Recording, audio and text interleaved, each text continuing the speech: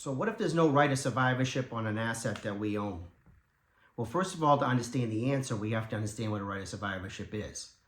Now, a right of survivorship is the right of a surviving title holder to inherit the title of a deceased title holder. So what does that mean?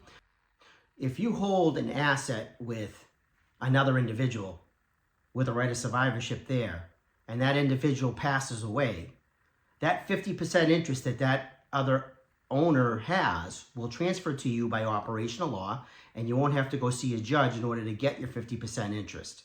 Now, when you have a right of survivorship on an asset, it's called a non-probate asset. So it's in essence something that you don't have to go visit the probate court in order to receive. Now, how do we create a right of survivorship? Well, for real estate, the easiest way to create a right of survivorship is on a deed. And there are some concurrent tenancies that can be created on a deed. Concurrent tenancy just means that title is held by more than one person. The strongest type of a concurrent tenancy is a tenancy by the entirety. Now, for a tenancy by the entirety, the couple has to be married. And when the two people are married and they hold a piece of real estate as a married couple tenants by the entirety, the state of Massachusetts, anyway, treats them as being one. So if one of the spouses passes away, the other receives that 50% interest by operational law.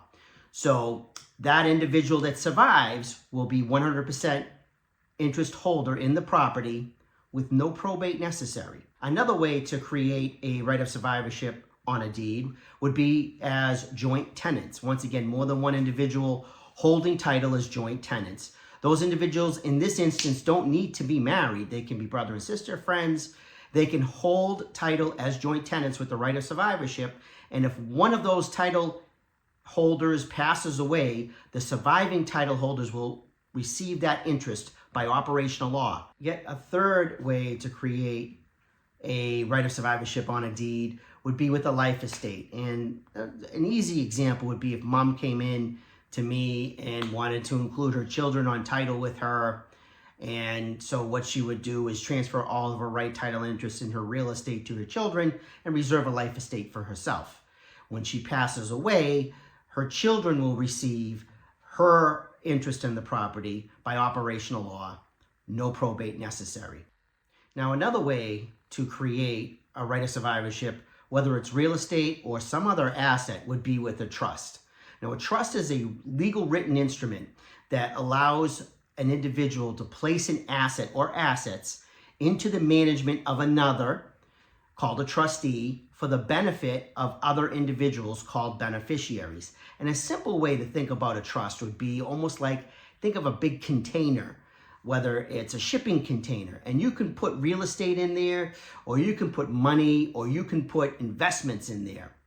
And once you do that, the asset is managed by the manager of the trust, which is called the trustee.